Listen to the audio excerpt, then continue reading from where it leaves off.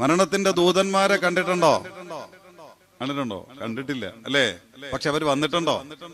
മരണത്തിന്റെ ദൂതന്മാരാരെങ്കിലും ഈ മരണ സമയത്ത് ഈ റൂഹ് പിടിക്കാൻ അസ്റായിൽ മാത്രമാണെന്ന് കരുതരുത്. നമ്മൾ അങ്ങനെ വിചാരം അസ്റായിൽ റൂഹ് പിടി. അസ്റായിൽ എന്ന് പറയുന്നത് അതിന്റെ മെയിൻ ആള് അസ്റായിൽ ആയതുകൊണ്ടാണ്, ചീഫ്. അസ്റായിൽ മാത്രമല്ല നമ്മളെ റൂഹ് പിടിക്കാൻ പറഞ്ഞത്. പിന്നെയോ 900ഓളം മലക്കുകൾ ഉണ്ടാവുന്ന നമ്മളെ റൂഹ് വലിച്ചു പറിച്ചു കൊണ്ടുപോകാൻ 900ഓളം മലക്കുകൾ അസ്റായിലിന്റെ കൂടെ നമ്മളെ മുൻപിൽ വരും. അവരെ ഈ കണ്ണുകൊണ്ട് നമുക്ക് കാണാം. ആത്മാവിന്റെ തെളിഞ്ഞ കണ്ണുകൊണ്ട് നമ്മൾ കാണും അവരെ. നമ്മളെ മുമ്പിലിരുന്ന് കരയണ വാപ്പായെ, ഉമ്മായെ, സഹോദരങ്ങളെ, ബന്ധുക്കളെ, മക്കളെ ഒന്നും അല്ല നമ്മൾ കാണുക. നമ്മൾ കാണുന്നത് ഇവരെയാ, എന്റെ പ്രിയപ്പെട്ട സഹോദരങ്ങളെ. 300 മലക്കുകൾ വരുന്ന, അതല്ല 900ഓളം മലക്കുകൾ വരുന്ന. ഇരിക്കട്ടെ എന്റെ പ്രിയപ്പെട്ടവരെ, പക്ഷെ മരണം നമ്മിലേക്ക് എത്തിയിട്ടില്ല. നമ്മൾ അതിനു മുമ്പല്ലേ നമ്മിൽ ഏതെങ്കിലും മരണത്തിന്റെ മലക്കുകൾ വന്നിട്ടുണ്ടോ? എന്തു പറയും? ഇല്ല. ഉണ്ടെങ്കിൽ ഞാൻ മരിക്കണ്ടേന്നാ നമ്മൾ പറയാ അല്ലേ? എന്നാ വന്നിട്ടുണ്ട്, ഒരുപാട് തവണ വന്നിട്ടുണ്ട്. ഈ കൂട്ടത്തിൽ രോഗം വരാത്ത ആരെങ്കിലും ഉണ്ടോ? ഇതുവരെ രോഗം വരാത്ത ആരെങ്കിലും ഉണ്ടെങ്കിൽ അവരെ മുമ്പിൽ വന്നിട്ടില്ല.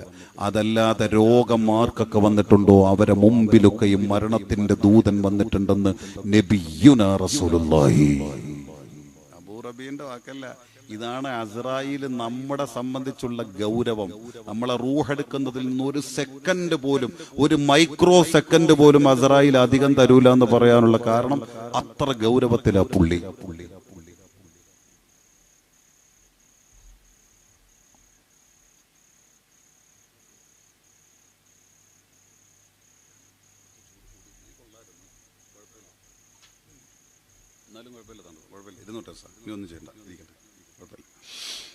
അത്ര ഗൗരവത്തിലെ അസ്റായിൽ. പ്രിയപ്പെട്ടവരെ, അല്ലാഹുവിന്റെ മുത്തനബി പറയും, മാമിൻ മർളി യുംറദുൽ അബ്ദു. ഭൂമിയിലെ ഒരൊറ്റ മനുഷ്യനും രോഗം വരുന്നില്ല. ഭൂമിയിലെ ഒരൊറ്റ മനുഷ്യനും രോഗം വരുന്നില്ല, അസുഖം വരുന്നില്ല. ഇല്ലാ വറസൂലു മലക്കിൽ മൗത്ത് ഇൻദഹു. അസ്റായിൽ അറിയാതെ. അബൂ റബീനൊരു തലവേദന വന്ന അസ്റായിൽ അറിയും അല്ലേ?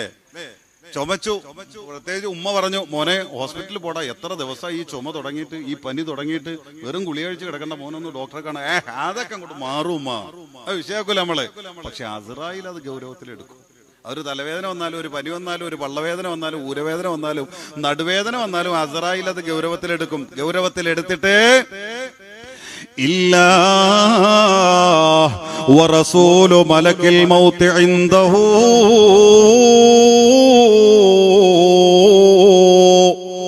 അല്ലാഹുവിന്റെ മുത്തനബി പറയേ, ശ്രദ്ധിക്ക് പ്രിയപ്പെട്ടവര്, അസ്റായില് തന്റെ മരണത്തിന്റെ അനുയായികളാക്കി അള്ളാഹു നിശ്ചയിച്ചു തന്ന മലക്കുകളിൽ നിന്ന് ഒരു മലക്കിനെ വിളിക്കുന്നു.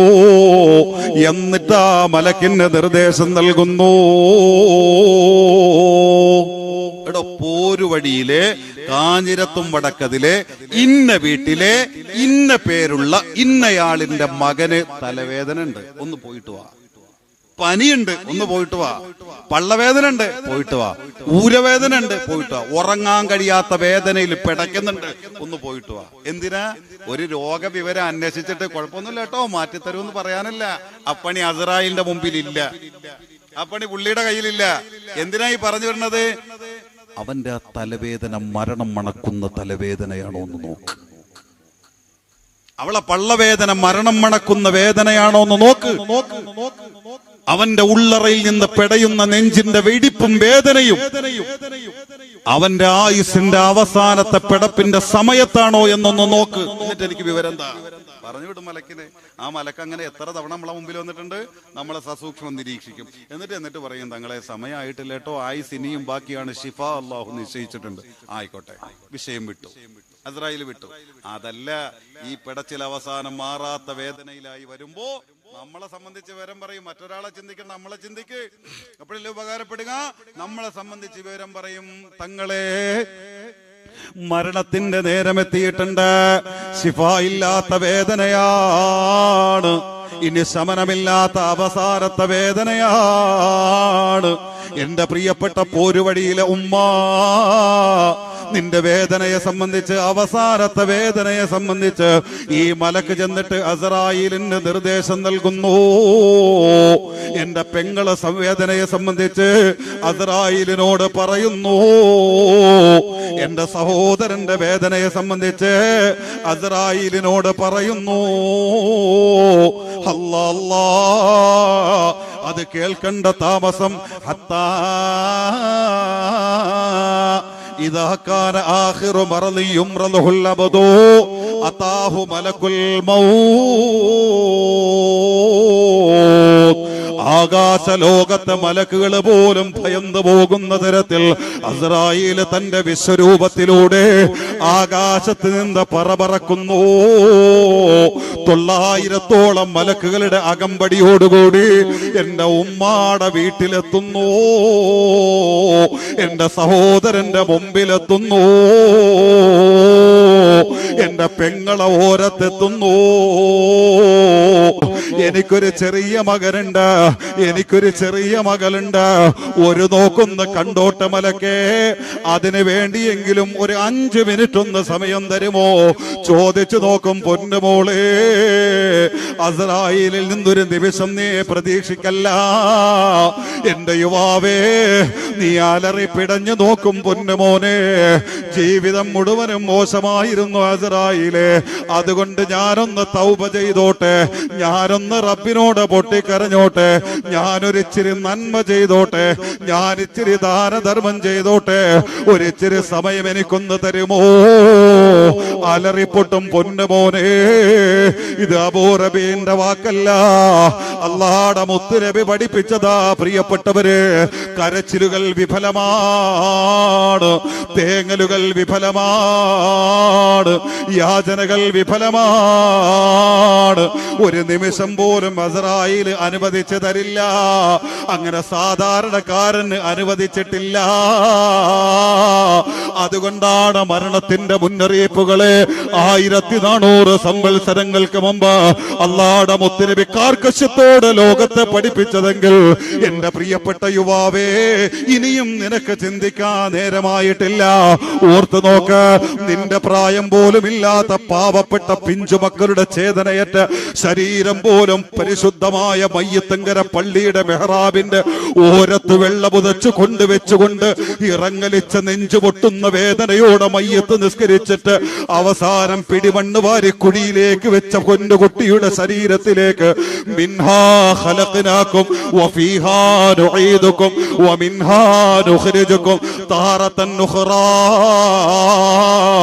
എന്ന ആപ്തവാക്യം ഉച്ചരിച്ചുകൊണ്ട് പിടിമണ്ണ് വാരി വലിച്ചെറിഞ്ഞവനാണ് നീയെങ്കിൽ, ഇനി അധികം സമയമില്ലെന്ന ചിന്ത അത്തരത്തിലുള്ള മയ്യത്തുകളെ യാത്രയാക്കിയപ്പോഴെങ്കിലോ നിന്റെ മനസ്സിനെ സ്വാധീനിച്ചോ? പൊന്നുമോനെ, എന്റെ പ്രിയപ്പെട്ട പെങ്ങളെ, ഒരുപാട് ഉറ്റബന്ധുക്കളുടെ തണുത്തു വടിയായി പോലെ വിറങ്ങലിച്ച ശരീരങ്ങളെ കണ്ടിട്ട് ഒരുപാട് നീ അള്ളിപ്പിടിച്ച് പൊട്ടിക്കരഞ്ഞിട്ടുണ്ട്.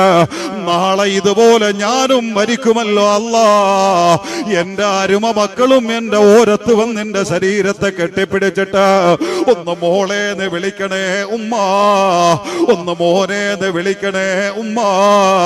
ഈ 6 വയസ്സുള്ള പൊന്നുമോനെ ഉമ്മ തനിച്ചാക്കി പോയാ എനിക്ക് പിന്നെ ആരാ വെള്ളം തരാ, എനിക്ക് ആരാ ചോറ് വാരി തരാ, എന്നെ ആരാ കുളിപ്പിക്കാൻ ഉമ്മ? അതുകൊണ്ടൊന്ന് കണ്ണു തുറക്കണേ ഉമ്മ, ഈ പൊന്നുമുത്തിനെ തനിച്ചാക്കരുതേ ഉമ്മ. കണ്ടു നിന്നവര് മുഴുവനും തേങ്ങി പൊട്ടുന്ന തരത്തിൽ പൊട്ടിക്കരയുന്ന നിന്റെ പ്രിയപ്പെട്ട മുത്തുമോന്റെ കരച്ചില് ഒരു പക്ഷേ ഇന്നല്ലെങ്കിൽ നാളെ നിന്നെ തേടിയെത്തുമെന്ന സത്യം നീ തിരിച്ചറിഞ്ഞോ? പൊന്നുമോളെ, സമയമായിട്ടില്ല ഉമ്മ. നിന്റെ ശരീരത്തിലെ തലയിലെ നരച്ച വെളുത്ത രോമങ്ങൾ പോലും ശബ്ദമില്ലാത്ത ഭാഷയിലൂടെ അസ്രായീലിനെ കണ്ടുമുട്ടാനുള്ള സമയം വളരെ അടുത്തായെന്ന് നിന്നോട് വിളിച്ചു പറയുമ്പോൾ നീ തയ്യാറെടുത്തോ പൊന്നുമ്മ? അല്ലാഹുവിന്റെ വിശുദ്ധ ഖുർആൻ നമ്മളോട് ചോദിക്കേ, അലം യഅനിലില്ലദീന ആമനൂ أن تخشع قلوبهم لذكر الله وما نزل من الحق ولا يكونوا كالذين أوتوا الكتاب من قبل فطال عليهم الأمد فقست قلوبهم وكثير منهم فاسقون. ഖുർആനിൽ ബയ്യന അല്ലാഹു അസ്സ വജൽ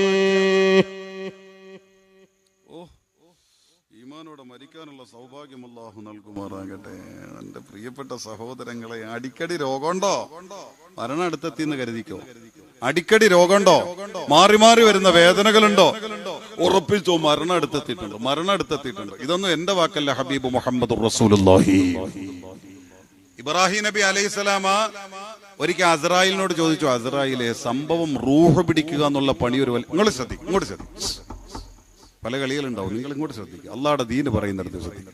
എന്റെ പ്രിയപ്പെട്ട സഹോദരങ്ങളെ, ഇബ്രാഹിം നബി അലൈഹിസ്സലാം അസ്രായിലിനോട് ഒരിക്കൽ ചോദിച്ചു, അസ്രായിലെ റൂഹ് പിടിക്കുന്ന പണിയാ നിന്റെ പണി, അതൊരൽപ്പം കടുത്ത പണിയാണെന്നറിയാം, എന്നാലും ഈ അപ്രതീക്ഷിതമായി ജനങ്ങളുടെ അവരവരുടെ പണികളിൽ ഇങ്ങനെ മുഴുകിയിരിക്കുമ്പോൾ, മരണത്തിന് അവര് തയ്യാറാകാതിരിക്കുമ്പോൾ അവരെ റൂഹ് പിടിക്കുക എന്നുള്ളതൊരു കടുത്ത പണിയാണല്ലോ അസ്രായിലെ. ശരിയന്നല്ലേ? നമ്മളൊന്ന് ചിന്തിച്ചു നോക്ക്. റൂഹ് പിടിക്കുന്ന പണി ഒരു വലിയ പണിയാണ്, ശരി തന്നെ. പക്ഷെ ഓരോരുത്തരുടെ റൂഹ് പിടിക്കാൻ നിങ്ങൾ വരുമ്പോൾ അവര് മരണത്തിനൊന്നും തയ്യാറായിട്ടുണ്ടാവില്ല. അപ്രതീക്ഷിതമായി അതിന്റെ മുന്നറിയിപ്പുകളൊന്നും നിങ്ങൾ കൊടുക്കാതെ ഉടനെ എത്തും, ഉടനെ റൂഹ് പിടിക്കും, ഇങ്ങനെ മുന്നറിയിപ്പൊന്നും കൊടുക്കാതെ പെട്ടെന്ന് നിങ്ങൾ കടന്നു ചെന്നിട്ട് ഒരാളിനെ വെട്ടിയിട്ട തടി പോലെ അങ്ങ് വീഴ്ത്തി കളഞ്ഞ അവർക്ക് മരണത്തിനൊക്കെ തയ്യാറെടുക്കണ്ടേ?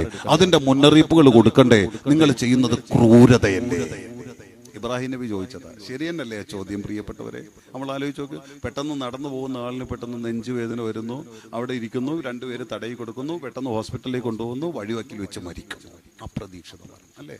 യാത്ര ചെയ്യുന്നു, ഉമ്മയോട് സലാം പറഞ്ഞു, വാപ്പയോട് സലാം പറഞ്ഞു, കുടുംബത്തോട് സലാം പറഞ്ഞു, വാഹനത്തിൽ യാത്ര ചെയ്യുന്ന ആള് പിന്നെ അറിയുന്നു ആലപ്പുഴ വെച്ച് വണ്ടി ഇടിച്ചു മരിച്ചു, അല്ലെങ്കിൽ എറണാകുളത്ത്. അള്ളാഹു അതിൽ നിന്നൊക്കെ നമ്മളെ സലാമത്താക്കുമാറാകാം.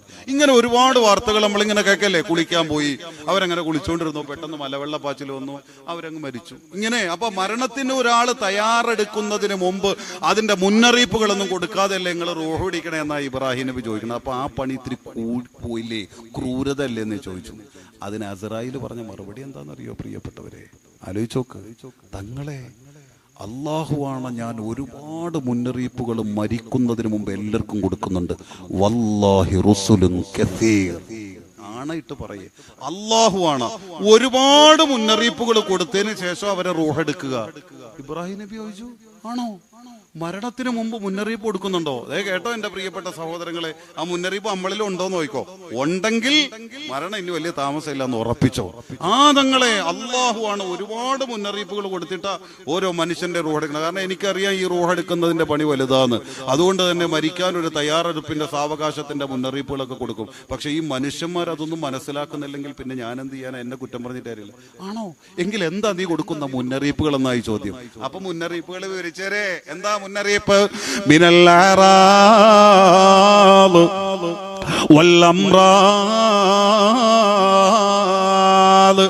ഇടതടവില്ലാതെ രോഗം ആ മനുഷ്യനെ വിട്ടുപിരിയാതെ പിന്തുടരുന്നു. ഞാൻ അവനിലേക്ക് എത്താനുള്ള സമയം അടുത്തായി എന്ന എന്നിലൂടെ നൽകപ്പെടുന്ന മുന്നറിയിപ്പാണ്. അതുപോലെ തന്നെ രോഗത്തിന് മരുന്ന് കഴിച്ചിട്ടും രോഗത്തിന് ശമനമില്ല, രോഗം മാറുന്നില്ല, മരണം അടുത്തെത്തിയിട്ടുണ്ട്. എന്നിലൂടെ കിട്ടുന്ന മുന്നറിയിപ്പാണ്. ഒരു രോഗത്തിന്റെ മരുന്ന് കഴിച്ചിട്ട് ശമനം കിട്ടി, പക്ഷേ തൊട്ടുടനെ ഒഴിയാബാധ പോലെ മറ്റൊരു രോഗം പിടികൂടുന്നു. അതിന് മരുന്ന് കഴിക്കുന്നു, വീണ്ടും മറ്റൊരു രോഗം പിടികൂടുന്നു. ഇങ്ങനെ ഇടതടവില്ലാതെ രോഗം ഒരാളെ പിന്തുടരുന്നുവെങ്കിൽ അതും മരണത്തിന്റെ മുന്നറിയിപ്പാണ് തങ്ങളെ. അതുപോലെ തന്നെ അവരുടെ ആരോഗ്യ നിലകളിൽ പരിതാപകരമായ അവസ്ഥകൾ വരിക, അവരെ കാഴ്ച മങ്ങിപ്പോവുക, അവരെ കേൾവി കുറഞ്ഞു പോവുക, അവരെ കിതപ്പ് കൂടുക, അവരുടെ ശരീരത്തിന് ദുർബലതകൾ ഏറുക, മരണമുഖങ്ങളിലേക്ക് ചെന്നുപെടുന്ന അപകടങ്ങളിലെ സൂചനകൾ അവർക്ക് കിട്ടിക്കൊണ്ടേയിരിക്കുക. ഇതൊക്കെ ഒരാൾ മരിക്കാൻ സമയമായി എന്നതിന് മുന്നോടിയായി എന്നിലൂടെ അവർക്ക് കിട്ടുന്ന മുന്നറിയിപ്പുകളാണ്. ഇത് മനുഷ്യന്മാരെ മനസ്സിലാക്കുന്നില്ല. അസ്രായീൽ അലൈഹിസ്സലാം ഇബ്രാഹിം നബിയോട് തിരിച്ചു പറഞ്ഞുവെങ്കിൽ എന്റെ ഉമ്മ ചിന്തിക്കണേ, ഉമ്മ, എന്റെ സഹോദര ചിന്തിക്കണേ, സഹോദര. മരണത്തിന്റെ പ്രായ വ്യത്യാസമില്ല, മരണത്തിന്റെ നിറവ്യത്യാസമില്ല, മരണത്തിന്റെ വർണ്ണ വ്യത്യാസമില്ല, മരണത്തിന്റെ വർഗ വ്യത്യാസമില്ല. ഇന്ന ത്വബീബ ലഹു ഇൽമു വമഅരിഫതു മാദാമ ഫീ അജ്ലിൽ ഇൻസാനി തഖീറു. ഇദാ മൻഖളത് അയ്യാമു മുഹ്ലതിഹി ഹറത് ത്വബീബു വഖാനതുൽ അഖാഖീറു.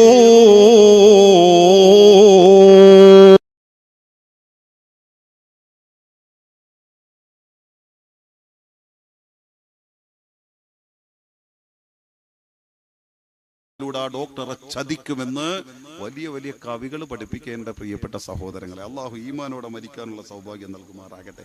നല്ല മരണത്തിന്റെ ലക്ഷണങ്ങൾ എന്താണെന്ന് അറിയണ്ടേ? നമുക്ക് ഇവിടെ വെച്ചാൽ അറിയാൻ കഴിയും. ഒരാൾ മരിക്കാൻ കിടക്കുമ്പോൾ ആ മരണത്തിന്റെ സമയത്തുള്ള ലക്ഷണങ്ങൾ കണ്ട അയാൾ നല്ല രീതിയിലാണ് മരിച്ചെന്ന് മനസ്സിലാക്കാൻ പറ്റും. ഇതാര് പറയണം? അബൂ റബീന് അതിനുള്ള യോഗ്യതയൊന്നുമില്ല. പറയേണ്ടവരാരാ? ശഫീഉൽ വറാ ത്വാഹ റസൂലുള്ളാഹി. അവിടുന്ന് പറഞ്ഞുതരട്ടെ. അവിടുന്ന് പറഞ്ഞു തരുന്ന അധ്യാപനങ്ങളാണല്ലോ നമുക്ക് വേണ്ടത്.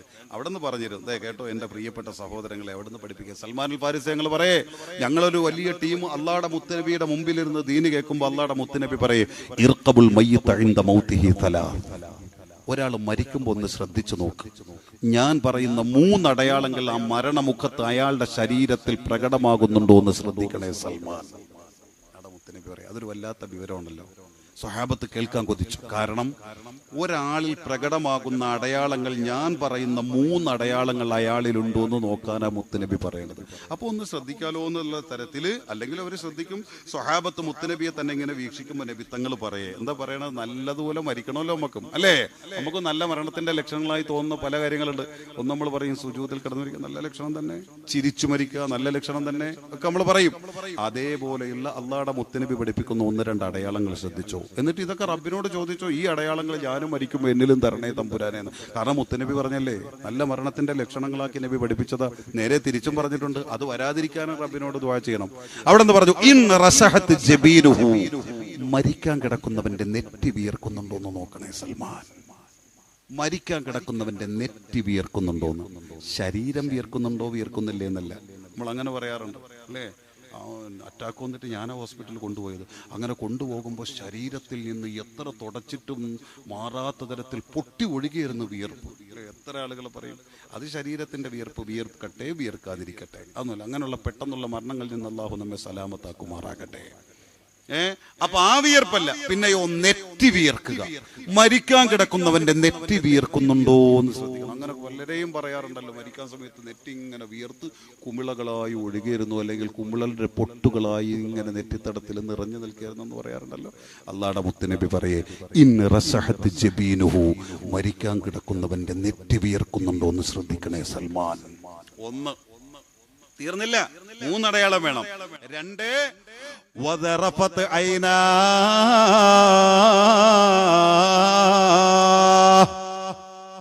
മരിക്കാൻ കിടക്കുന്നവൻ കരയുന്നുണ്ടോ എന്ന് ശ്രദ്ധിക്കണേ സൽമാൻ.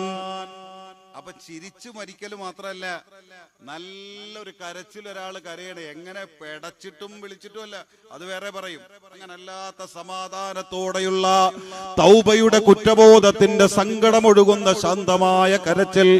ഈ കരച്ചിൽ ഒരാൾ കരയുന്നുണ്ടോ മരണത്തിന്റെ അവസാന നേരത്തൊന്ന് ശ്രദ്ധിക്കണേ സൽമാൻ. കരഞ്ഞു മരിച്ചുപോയി, അതൊരു ദുർഗുണമെന്നൊന്നും കരുതരുത്. ശാന്തമായ കരച്ചിൽ ഒരാളെ കണ്ണ്, അങ്ങനെ ഒരുപാട് പേരെ കണ്ടിട്ടുണ്ട്. മരിക്കുന്ന നേരത്ത് അവരെ കണ്ണിങ്ങനെ നിറഞ്ഞൊഴുകുക, അല്ലേ? മരണത്തിന്റെ മാനസികാവസ്ഥ അറിയോ? ജീവിച്ചിരിക്കുന്ന നമുക്കറിയൂല. അബൂ ഹുറൈറ റളിയല്ലാഹു അൻഹു എന്ന അല്ലാഹുവിന്റെ മുത്തുനബിയുടെ സമൂഹത്തിന്റെ സ്വഹാബത്തിൽ പ്രമുഖനാണ് മഹാനായ അബൂ ഹുറൈറ റളിയല്ലാഹു അൻഹു. ആ അബൂ ഹുറൈറ തങ്ങൾ വഫാത്തിനോടടുക്കുന്നു. ആ വഫാത്തിന്റെ രോഗത്തിൽ കിടക്കുന്നു. മരണമാസന്നമാകുന്നു.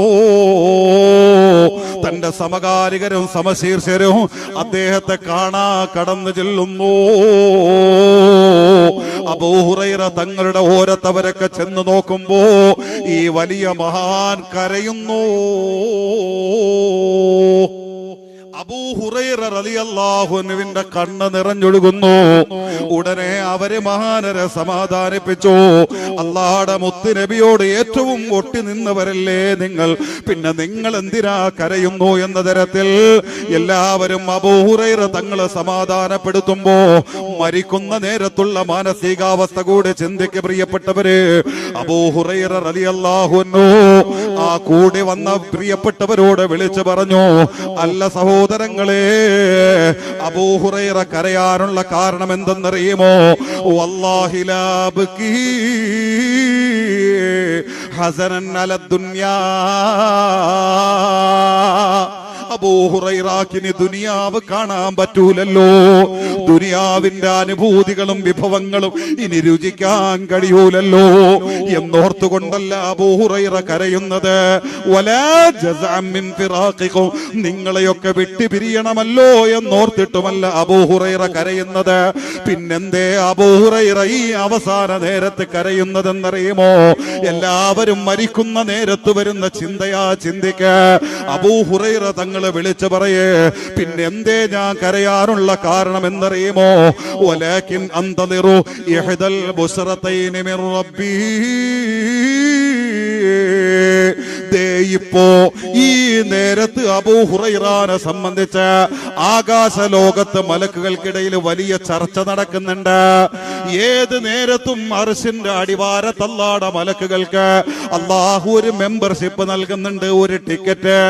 ആ ടിക്കറ്റും കൊണ്ട് ഏത് നേരത്തും അല്ലാഹുവിന്റെ റഹ്മത്തിന്റെ മലക്കുകൾ അബൂ ഹുറൈറയുടെ മുമ്പിലേക്ക് പറന്നിറങ്ങും. എന്നിട്ട് ആ ടിക്കറ്റ് അബൂ ഹുറൈറയുടെ കയ്യിലേക്ക് അവർ തരും. രണ്ടിലേതോ ഒരു ടിക്കറ്റാണ്, രണ്ടിലേതോ ഒരു മുന്നറിയിപ്പിന്റെ ടിക്കറ്റാണ്. ഏതാണ് ആ രണ്ട് ലോകമെന്നറിയുമോ? ഇമ്മായിലൽ ജന്ന, ഒന്നിരിക്കൽ അബൂ ഹുറൈറ പോകുന്നത് സ്വർഗത്തിലേക്കാണ് എന്ന സുവിശേഷത്തിന്റെ വർത്തമാനമായിരിക്കാം അത്. അങ്ങനെയല്ലെങ്കിൽ അംബിന്നാർ, അബൂ ഹുറൈറയുടെ ജീവിതം അല്ലാഹു സ്വീകരിച്ചിട്ടില്ല. അതുകൊണ്ട് അബൂ ഹുറൈറ പോകുന്നത് നരകത്തിലേക്കാണോ? ഈ വിവരവും കൊണ്ട് അല്ലാഹുവിന്റെ മുമ്പിൽ നിന്ന് ഏത് നേരത്തും മലക്കുകൾ എന്റെ മുമ്പിലെത്തും. ആ വിവരമേതെന്ന് എനിക്കറിയൂല കൂട്ടരേ. അത് സ്വർഗമാണോ എന്ന് എനിക്കറിയൂല കൂട്ടരേ.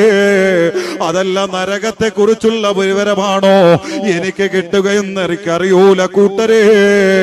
അതുകൊണ്ടാണ് അബൂ ഹുറൈറ കരയാനുള്ള കാരണം എന്ന് പറഞ്ഞിട്ട് അബൂ ഹുറൈറ റളിയല്ലാഹു അൻഹു വീണ്ടും നിലവിളിച്ചുവെങ്കിൽ മരണനേരത്തെ മാനസികാവസ്ഥ അത് ഭയാനകമാണ് ഉമ്മ, ഭീകരമാണ് സഹോദരാ. വിഷയത്തിലേക്ക് തിരിച്ചു വരട്ടെ. അല്ലാഹുവിന്റെ മുത്തുനബി സൽമാനുൽ ഫാരിസിയോട് പറഞ്ഞ നല്ല മരണത്തിന്റെ ലക്ഷണങ്ങളിൽ നിന്ന് രണ്ടാമത്തെ ലക്ഷണം വദറഫത്ത് ഐനാ,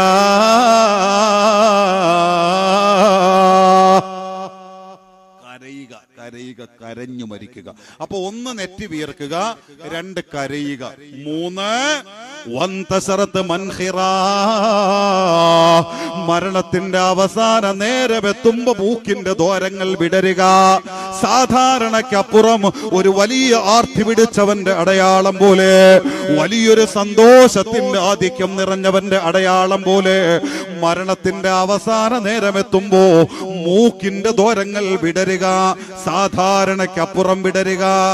അപ്പൊ മൂന്നെണ്ണം: ഒന്ന് നെറ്റി വിയർക്കുക, രണ്ട് കരയുക, മൂന്ന് മൂക്കിന്റെ ദ്വാരങ്ങൾ വിടരുക. ഈ മൂന്നടയാളങ്ങൾ ഒരാൾ മരിക്കുമ്പോ അയാളിൽ ഉണ്ടായി കഴിഞ്ഞാൽ ഫഹിയ റഹ്മത്തും മിനല്ലാഹ്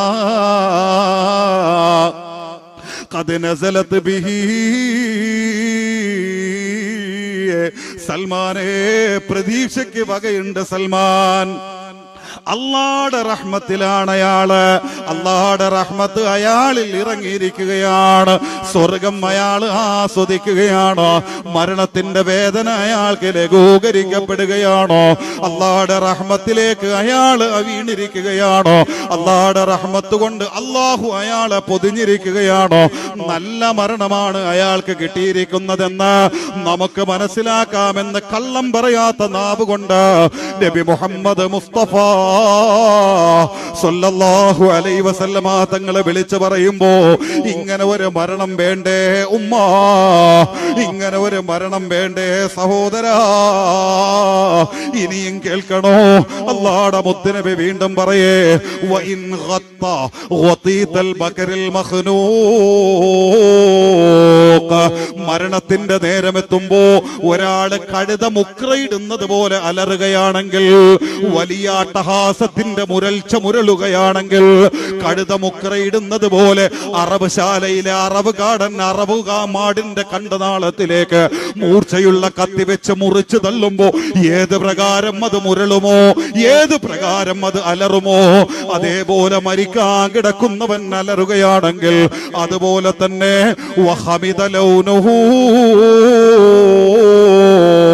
മരിക്കാൻ കിടക്കുന്നവന്റെ നിറമൊക്കെ വികൃതമായി മാറുകയാണെങ്കിൽ അവന്റെ വായയിൽ നിന്ന് ഈളയും നുരയും പതയും ഒഴുകുകയാണെങ്കിൽ അതാണ് മുത്തനബി പറയേ. ഇത് ആത്മഹത്യ ചെയ്യുന്നവരിൽ വ്യക്തമായി കാണാൻ കഴിയുന്ന ഒരു അടയാളം. ചിലർ പറയാറില്ലേ, അപ്പുറത്തെ വീട്ടിൽ നിന്ന് അല്ലെങ്കിൽ റൂമിൽ നിന്ന് വലിയ അലർച്ച കേട്ടു എന്നാ, ചെന്ന് നോക്കുമ്പോൾ തൂങ്ങി നിൽക്കേ അല്ലേ. ഈ വിഷം കഴിച്ചവരെ കണ്ടിട്ടില്ല, വിഷം കഴിച്ചിട്ട് ഹോസ്പിറ്റലിൽ കൊണ്ടുവന്ന് മരിച്ചു നോക്കുമ്പോൾ വായിൽ നിന്ന് അല്ലെങ്കിൽ അങ്ങനെ കിടക്കുന്നവരെ ചെന്ന് നോക്കുമ്പോഴത്തേക്ക് ഇളയും പതയും നുരയൊക്കെ വായിന്നൊഴുകെ. അവസ്മാര രോഗികളല്ല, അവർക്ക് ചിലപ്പോൾ അങ്ങനെയൊക്കെ വരാം. ഇത് അങ്ങനെ ഒന്നുമില്ല, അങ്ങനെ ഒന്നുമില്ലാത്ത ഒരവസ്ഥയിൽ പെട്ടെന്ന് നോക്കുമ്പോൾ അങ്ങനെ വികൃതമായ നിറത്തിലേക്ക് മാറുന്നു. ഇങ്ങനെയൊക്കെ വന്നാൽ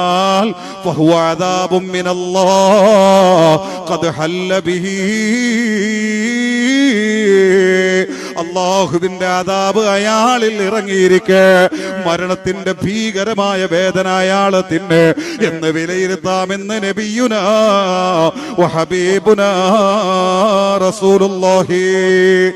ഇന്നല്ലദീന ഖാലൂ റബ്ബുനല്ലാഹ് ثم استقاموا تتنزل عليهم الملائكة ألا تخافوا ولا تحزنوا وابشروا بالجنة التي كنتم توعدون. ഖുർആനിൽ ബയ്യന അല്ലാഹു അസ്സ വജൽ. ഇടയിൽ അസ്റായീലിനെ കണ്ടിട്ട് മരിക്കണം അല്ലേ. നമ്മളിപ്പോ ഇവിടെ നിന്ന് ചിന്തിച്ച് നോക്കുമ്പോൾ ലാ ഇലാഹ ഇല്ലല്ലാഹ് എളുപ്പത്തിലൊക്കെ പറയാൻ തോന്നും. പക്ഷെ അസ്റായീലിനെ കണ്ടിട്ട് വേണം ലാ ഇലാഹ ഇല്ലല്ലാഹ്ക്ക് വേണ്ടി ലാ ഇലാഹ ഇല്ലല്ലാഹ് പറയും നാവ് ചലിക്കാൻ പറ്റുമോ നിങ്ങൾ ആലോചിക്കും പ്രിയപ്പെട്ടവരെ. അള്ളാഹു അവിടേക്ക് നമ്മളെ സലാമത്താക്കുമാറാകട്ടെ.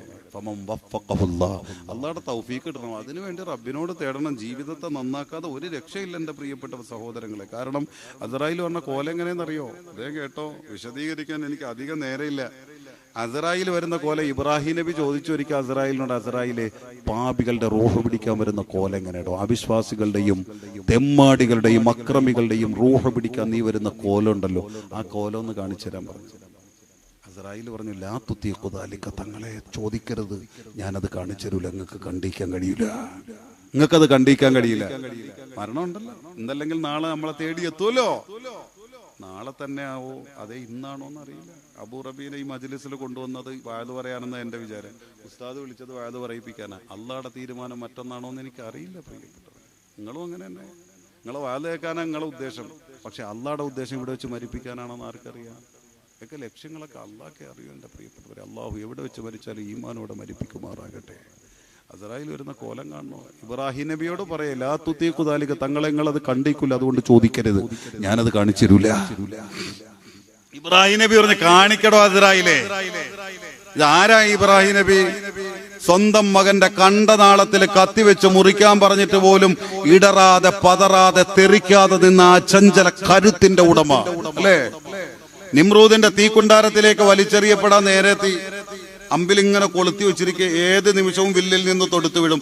അന്തരീക്ഷത്തിലൂടെ മൈക്രോ സെക്കൻഡുകൾ ഇങ്ങനെ പറന്ന് നേരെ ഈ തീജ്വാലയുടെ നടുത്തളത്തിലേക്ക് ചെന്ന് വീണ് ഭസ്മീകരിക്കപ്പെടും. ആ ഒരു അവസ്ഥയിലുള്ള ഒരു മാനസികാവസ്ഥ ആലോചിച്ച് നോക്ക്. എന്താ ആലോചിക്കാനാ? നമ്മളാണെങ്കിൽ അതിനകത്ത് തന്നെ മരിച്ചിട്ടുണ്ടാവും അറ്റാക്ക് വന്നിട്ട് അല്ലേ. ഇബ്രാഹിം നബി അങ്ങനെ ഇരിക്കെ മലക്കുകൾ കരയാൻ തുടങ്ങി. റബ്ബിനോട് ചോദിച്ചു, പടച്ചോനെ എന്താ ഇത്? നിന്റെ ഖലീലല്ലേ, ഇത് ഏത് നിമിഷവും കത്തിക്കപ്പെടും. അള്ളാഹ് തിരിച്ചു പറഞ്ഞു, അല്ല ജിബ്രീലേ, എന്റെ ഖലീലൊക്കെ തന്നെ സഹായിക്കണമെന്ന് ഞാൻ ആഗ്രഹിക്കുന്നുണ്ട്, രക്ഷപ്പെടുത്തണമെന്ന് ഞാൻ ഉദ്ദേശിക്കുന്നുണ്ട്. പക്ഷെ അയാൾ ഇത്രയും നേരമായിട്ട് ആ അമ്പിന്റെ മുകളിലിരിക്കെ ഇത്ര നേരമായിട്ട് അയാൾ എന്നോട് എന്നെ രക്ഷപ്പെടുത്തണമെന്ന് ചോദിച്ചിട്ടില്ല. പിന്നെ ഞാൻ എങ്ങനെ രക്ഷപ്പെടുത്തും? അതുകൊണ്ട് നീ പോയിട്ട് പറയും, അള്ളഹാനോട് തേടാൻ പറയും. അള്ളാഹ്ക്കറിയാം ഇബ്രാഹിം നബിയുടെ മനസ്സിലായി. എന്നാലും മലക്കിനെ പഠിപ്പിച്ചു കൊടുക്കുകയാണ്, ആരാണ് എന്റെ മനുഷ്യനെന്ന അടിമയെന്ന് പഠിപ്പിച്ചു കൊടുക്കുക. അതുകൊണ്ട് ജിബ്രീലേ, നീ ചെന്നിട്ട് പറ എന്നോട് ചോദിക്കാൻ. ചോദിക്കട്ടെ, ചോദിച്ചാൽ ഞാൻ രക്ഷപ്പെടുത്താം. ഇബ്രാഹിം ജിബ്രീൽ അലൈഹിസ്സലാം പെട്ടെന്ന് ഇറങ്ങി ഇബ്രാഹിം നബിയുടെ മുമ്പിലെത്തി. ആ ഇബ്രാഹിം നബി എങ്ങനെ ഇരിക്കെ ഏത് നിമിഷവും വീഴും അഞ്ചിപ്പോകാത്ത കണ്ടുപിടിച്ച് നിമ്രൂദിന്റെ പടയാളികളൊക്കെ കത്തി എരിയുന്നത് ഇങ്ങനെ കാണാൻ കാത്തിരിക്കേ. ഉടനെ ചോദിച്ചു, അല്ല തങ്ങളെ, നിങ്ങൾ ഇത്രയും നേരമായിട്ട് റബ്ബിനോട് ചോദിച്ചില്ലല്ലേ രക്ഷപ്പെടുത്താൻ? ഇല്ല, ചോദിച്ചില്ല. അതെന്താ ചോദിക്കാത്തത്? ചോദിക്കേ, നിങ്ങൾ ചോദിച്ചാ രക്ഷപ്പെടുത്തു എന്നല്ല പറഞ്ഞിരിക്കേ. ഇബ്രാഹിം നബി അപ്പോഴും പുഞ്ചിരിച്ചുകൊണ്ട് ഇബ്രാഹിം നബി ജിബ്രീലിനോട് പറഞ്ഞെന്താണെന്നറിയോ? നമ്മളൊരു ചെറിയ പ്രയാസം വരുമ്പോൾ നെട്ടോട്ടോടെ അല്ലേ, നമ്മളെ കൂട്ടത്തിലുള്ളവർ ആത്മഹത്യ ചിന്തിക്കുക, അള്ളാഹു ഗതികേടും നമുക്ക് തരാതിരിക്കുമാറാകട്ടെ. അപ്പോഴും ചിരിച്ചിട്ട് തിരിച്ചു പറയേ, അല്ല ജിബ്രീലെ, എന്റെ അള്ളാഹ് അറിഞ്ഞൂടെ എന്നെ ഈ രീതിയിൽ തീയിലേക്കായി വലിച്ചെറിയപ്പെടണമെന്ന്? എന്നെ അതിനു വേണ്ടിയിട്ട് ഈ അമ്പിന്റെ മുകളിൽ ഈ കെട്ടി ഇരുത്തിയിരിക്കണമെന്ന് അള്ളാഹ് അറിയൂടെ? അതറിയാം. ഇനി ഞാൻ ചോദിച്ചിട്ട് വേണോ രക്ഷപ്പെടുത്താം? അവന് വേണോ രക്ഷപ്പെടുത്തിക്കോട്ടെ. ഇനി അവനെ കത്തിക്കണമെന്നാണെങ്കിൽ അവൻ കത്തിച്ചോട്ടെ, എനിക്ക് യാതൊരു വിരോധമില്ല. ആ പവർ എന്നാലോചിച്ചു, ആ മനസ്സിന്റെ പവർ എന്നാലോചിച്ചൊക്കെ പ്രിയപ്പെട്ടവരെ. അതാ ഇബ്രാഹിം നബി. ആ ഇബ്രാഹിം നബിയാ പറയണത് ഈ പാപികളുടെ അവിശ്വാസികളുടെ റൂഹ് പിടിക്കാൻ വരുന്ന കോലം ഒന്ന് കാണിച്ചു തരാൻ. അപ്പോഴാ അസ്രായീൽ ഈ കരുത്തുള്ള ഇബ്രാഹിം നബിയോട് പറയണത്, ലാ തുതീഖു ദാലിക, നിങ്ങൾ കണ്ടിക്കൂല തങ്ങളെ, അതുകൊണ്ട് എന്നോട് ചോദിക്കരുത്, ഞാൻ കാണിച്ചു തരൂല. ഇബ്രാഹിം നബി പറഞ്ഞ്, കാണിക്കാതെ ഇനി ഇവിടുന്ന് പോവൂല. പ്രവാചകനല്ലേ, അത് വീട് കാണിക്കാൻ പാടില്ല. അപ്പൊ പിന്നെ കാണിച്ചു കൊടുത്തേ പറ്റൂ. എന്നാ കാണിച്ചാലേ പറ്റുള്ളൂ, അല്ലെങ്കിലേ അതെ കാണിച്ചാലേ പറ്റൂ. എന്നാ പിന്നെ തങ്ങൾ ഒരു മുൻവിധി വേണം. ഭീകരമാണ് ആ കോലം. എന്റെ ലോകത്തുള്ള മലക്കുകൾ പോലും പേടിച്ചു പോകുന്ന കോലമാണ്. ആ കോലം ഞാൻ നിങ്ങളെ മുമ്പിൽ കാണിക്കുമ്പോൾ അത് കാണാനുള്ള ഒരു കരുത്ത് ഇപ്പോഴേ നിങ്ങളെ മനസ്സിന് ഒരുക്കിയേക്കണം. അതൊക്കെ ഞാൻ ഒരുക്കിയേക്കാം, നിങ്ങൾ കാണിക്കുക അസ്രായീൽ എന്ന് പറഞ്ഞപ്പോ അസ്രായീൽ അലൈഹിസ്സലാം പറഞ്ഞു, ആയിരുന്നേ ആ ഇബ്രാഹിം. ഇബ്രാഹിം നബി ഞങ്ങളൊന്ന് പിന്തിരിഞ്ഞ് നിൽക്കുക. അല്ലെന്തോ സിറുണ്ടാവാം. ഇബ്രാഹിം നബി പിന്തിരിഞ്ഞു നിന്നു. ആ രോഗം, ആ കോലം മാറുന്നതൊന്നും കാണാൻ പാടില്ലാത്ത എന്തെങ്കിലും സിറുണ്ടാവാം. ആ ഇബ്രാഹിം നബി തിരിഞ്ഞു. എന്തൊക്കെയോ പാദചലനങ്ങളോ വ്യത്യാസങ്ങളോ എന്തൊക്കെയോ അവിടെ നടന്നു. ഒരു ഇച്ചിരി നേരം കഴിഞ്ഞപ്പോ, അല്ലാ മരിക്കണ്ടേ ഉമ്മ, എന്റെ പൊന്ന് സഹോദരാ, എല്ലാരും മരിക്കും ഉസ്താദേ, അതുപോലെ ഞാനും മരിക്കും എന്നാണ് പറച്ചിലെങ്കിൽ ഒരു പ്രഹസനമായി കാണണ്ട മോനെ. മരിച്ചവരാരും തിരിച്ചു വരാത്തത് കൊണ്ടാ നീ മരണത്തെ നിർവികാരതയോടെ കാണുന്നത്. ആത്മാവുകളോട് സംവദിക്കാനും അവര് പറയുന്നത് കേൾക്കാനും നിന്റെ ശ്രവണബുധത്തിന് ത്രാണിയുണ്ടെങ്കിൽ മയ്യത്തങ്കര പള്ളിയുടെ ഓരത്തുള്ള കബറാളികളോട് ചെന്ന് ചോദിക്കേ. അവര് കണ്ട അസ്രായീലിനെ, അവരറിഞ്ഞ മരണത്തെ, അവര് രുചിച്ച മരണത്തിന്റെ ഭീകരതയെ ചോദിക്ക പൊന്നുമോനെ. അത് ചില്ലറയല്ല സഹോദരാ. അല്ലാ, ആ ഇബ്രാഹിം നബി നിൽക്കുന്ന ഭൂമിയുടെ കണ്ടം മുഴുവനും കിടുങ്ങിപ്പൊട്ടി തകരുന്ന തരത്തിലുള്ള വലിയൊരു സ്ഫോടനാത്മകമായ ശബ്ദം കേൾക്കുന്നു. ഇബ്രാഹിം നബി നെഞ്ചിടിച്ചു പോകുന്നു. ആയിരുന്നയാ ഇബ്രാഹിം, ഇബ്രാഹിമേ തിരിഞ്ഞു നോക്ക്, ഇബ്രാഹിമേ തിരിഞ്ഞു നോക്ക. ഇബ്രാഹിം നബി തിരിഞ്ഞു നോക്കുന്നു. അങ്ങനെ തന്നെ നിശ്ചലം നിന്നു പോകുന്നു. അല്ലാ, എന്തേ ഇബ്രാഹിം നബി അവിടെ കണ്ടതെന്നറിയുമോ? എന്റെ യുവാവേ ചിന്തിച്ചോ, എന്റെ പെങ്ങളെ ആലോചിച്ചോ. ഫൈദാഹുവ ബിറജുലിൻ അസ്വദാ, ഒരു കറുകറുത്ത വിശ്വരൂപം തന്റെ മുമ്പിൽ നിൽക്കുന്നു. ഖായിമുശ്ശരി, അതിന്റെ ജട കിട്ടിയ സടകുടഞ്ഞു കിടക്കുന്ന മുടി മുഴുവനും ഈ അന്തരീക്ഷത്തിലൂടെ ചക്രവാളം മുഴുവനും നിറഞ്ഞാടുന്നു. അതിന്റെ തലഭാഗം ആകാശത്തിന്റെ നീലിമയിലേക്ക് ഉരസി നിൽക്കുന്നു. അതിന്റെ കാൽപാദം ഭൂമിയിലേക്ക് പടർന്നു കിടക്കുന്നു. ഖായിമുശ്ശരി മുന്തിനുരീ, ഭൂമി മുഴുവനും നശിപ്പിച്ച് കളയുന്ന തരത്തിലുള്ള മഹാദുർഗന്ധം ആ വിശ്വരൂപത്തിൽ നിന്ന് വമിച്ചുകൊണ്ടിരിക്കുന്നു.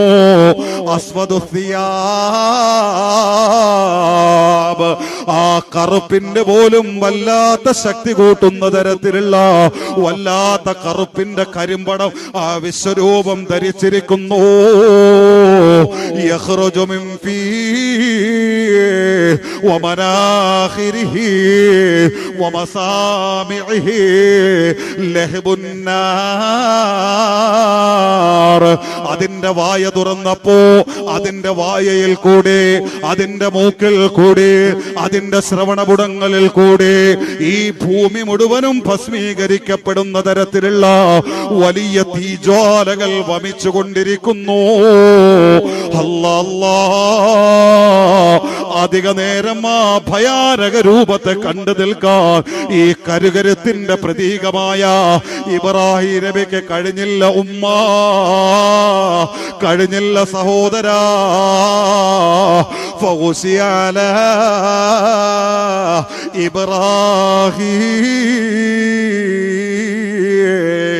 ഇബ്രാഹിം നബിക്ക് ഭയം കയറുന്നു. ഇബ്രാഹിം നബിയുടെ ബോധം മിന്നുന്നു. ഇബ്രാഹിം നബി ബോധമറ്റ് വീഴുന്നു.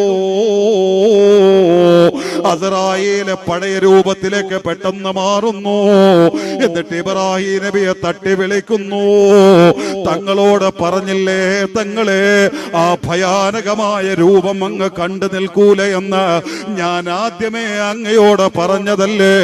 ഇബ്രാഹിം നബിയോട് മഹാനായ അസ്രായേൽ പറയുമ്പോ ഇബ്രാഹിം നബി കണ്ണ് മിടിച്ചുകൊണ്ട് അസ്രായേലിനോട് പറഞ്ഞതെന്തെന്നറിയുമോ? എന്തിനാണടോ അസ്രായേലേ അല്ലാഹുക്കെതിരെ പ്രവർത്തിച്ചുകൊണ്ട് ജീവിക്കുന്ന മനുഷ്യന്മാർക്ക് വേണ്ടി ഒരു നരകത്തിന്റെ തീക്ഷ്ണമായ തീജ്വാലകളെ എന്തിനാ റബ്ബ് പടച്ചിരിക്കുന്നത്? അതവർക്ക് വേണ്ട അസ്രായേൽ. ഖബറിൽ എന്തിനാടോ അത്തരക്കാരെ അല്ലാഹ് ശിക്ഷിക്കുന്നത്? വേണ്ട അസ്രായേലേ.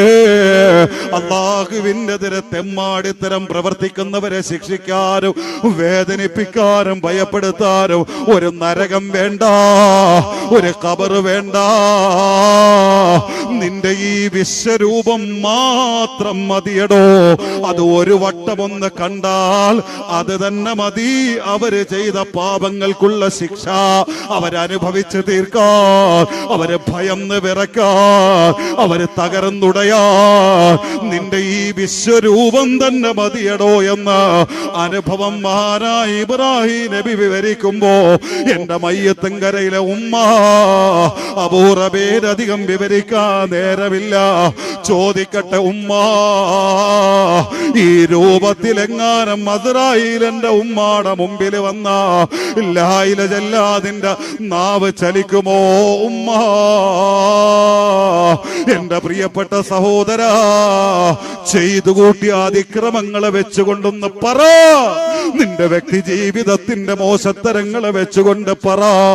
അതിനെങ്ങാനും അല്ലാഹു വിലയിട്ട് കൊണ്ട് ഈ രൂപത്തിലെങ്ങാനും അസ്രായേലിനെ നിന്നിലേക്ക് പറഞ്ഞു വിട്ട് തന്നാൽ നീ ലാ ഇലാഹ ചൊല്ലുമോ പൊന്നുമോനെ? സമാധാനത്തോടെ മരിക്കാൻ നിനക്ക് കഴിയുമോ യുവാവേ? അല്ലാ, ഇവിടെയാണ് യൂസുഫ് നബി പോലും ദുആ ചെയ്ത മരണത്തിന്റെ ഗൗരവം. തവഫനി മുസ്ലിമാ വൽഹിഖ്നി ബിസ്സാലിഹീൻ. അല്ലാഹു ഈമാനോടെ മരിപ്പിക്കുമാറാകട്ടെ, ഈമാനോടെ മരിപ്പിക്കുമാറാകട്ടെ. ഞാൻ ചുരുക്കി നിർത്തേ എന്റെ പ്രിയപ്പെട്ടവരെ. ഇസ്രായേലിന്റെ രൂപം ഭൂപരികളെ റോഹിടിക്കാൻ വരുന്ന അങ്ങനെയല്ല. അള്ളാഹു ആ നല്ല കോലത്തിൽ കാണാനുള്ള ഭാഗ്യം നൽകുമാറാകട്ടെ. പക്ഷെ എന്തായാലും ഒന്നുറപ്പിച്ചോ, മരണത്തിന്റെ അസഹ്യമായ വേദന അത് രുചിച്ചിട്ടല്ലാതെ ഈ ലോകത്ത് നിന്ന് പോവില്ല.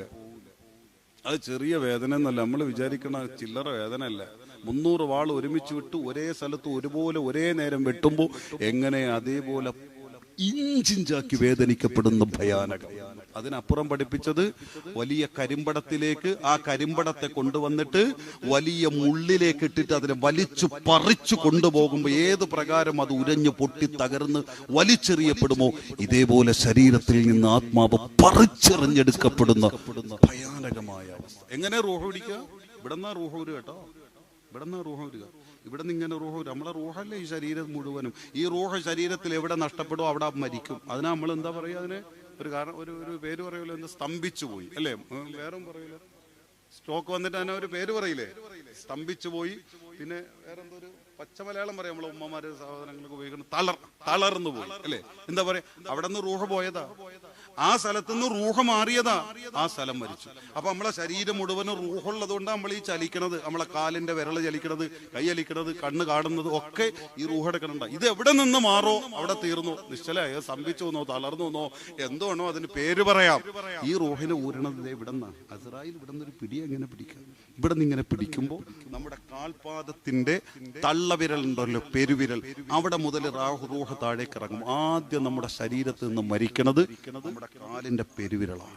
അവിടെ നിന്ന് അങ്ങനെ മരിച്ച് കാലിന്റെ കുഴമഴിച്ച്. പണ്ടുള്ള ഈ വൈദ്യശാസ്ത്ര, ഈ ആധുനിക മെഡിക്കൽ സയൻസ് ഇത്രത്തോളം പിന്നെ ഈ അടുത്താണല്ലോ വിസ്ഫോടനാത്മക രീതിയിൽ ഇത്രയേറെ വികാസം പ്രാപിച്ചത്. ഇതിനു മുമ്പുണ്ടായിരുന്നൊരു കാലം, നമ്മുടെയൊക്കെ ആ കുട്ടിക്കാലം, ആ കാലത്ത് ഈ നാട്ടിലെ കാരണവന്മാരെയൊക്കെ കൊണ്ടുവന്നിട്ട് എൻ്റെ ഉമ്മാമാക്ക് അനക്കയില്ല, അല്ലെങ്കിൽ മാമാക്ക് അനക്കയില്ല, വാപ്പാക്ക് അനക്കയില്ല, ഒന്ന് വന്ന് നോക്കാൻ പറയുമ്പോൾ ഈ കാരണവന്മാർ വന്നിട്ട് ആദ്യം ഈ കാലിൻ്റെ ഈ പള്ള ഇങ്ങനെ പിടിച്ചു നോക്കുക, അതിൻ്റെ കാലിൻ്റെ അടിഭാഗം പിടിച്ചു നോക്കും. അവിടെ ചൂടുണ്ടോ തണുപ്പുണ്ടോ നിശ്ചലായിട്ടുണ്ടോ എന്ന് അവരവിടെ നോക്കുക. ആദ്യം അവിടെ മരിക്കുക. അവിടെ നിന്ന് അങ്ങനെ റൂഹ് പിടിച്ച് കാലിൻ്റെ മുട്ട് മരിക്കും. അവിടെ നിന്നും അങ്ങനെ റൂഹ് പിടിച്ച് എളി മരിക്കും. അവിടെ നിന്നും പിടിച്ച് നെഞ്ചു മരിക്കും. അവിടെ നിന്നും മുകൾ പോട്ടെത്തുമ്പോഴാ ഒരു വലിയൊക്കെ വലിച്ച് അങ്ങനെ നിൽക്കും. അപ്പൊ ബാക്കിയുള്ളവർ പറയും സക്കറാത്ത എന്ന് പറയുന്ന വലിയുണ്ടല്ലോ എൻ്റെ പ്രിയപ്പെട്ട സഹോദരങ്ങൾ. കണ്ണുമൊക്കെ തുറന്നു പിടിച്ച്, പിന്നെ ഈ തുറന്ന കണ്ണ് അങ്ങനെ തന്നെ ആയിരിക്കും. പിന്നെ ഈ സംസമിന്റെ കണമൊക്കെ ഒഴിച്ചു കൊടുത്താൽ അത് വായിൽ ഇങ്ങനെ കെട്ടിയിരിക്കും. അങ്ങനെ കെട്ടിയെടുത്തിട്ട് കളകളാ സൗണ്ടൊക്കെ കേട്ട് പതിയെ ചിലപ്പോൾ ഒന്ന് ഇറക്കിയെന്നായി, ചിലപ്പോൾ അതങ്ങനെ നിൽക്കലായി, ചിലപ്പോൾ ഉള്ളിൽ കിടക്കുന്നതൊക്കെ പുറത്തേക്ക് ഒഴുകലായി ഒക്കെ വരുന്ന സമയം എൻ്റെ പ്രിയപ്പെട്ട സഹോദരങ്ങളെ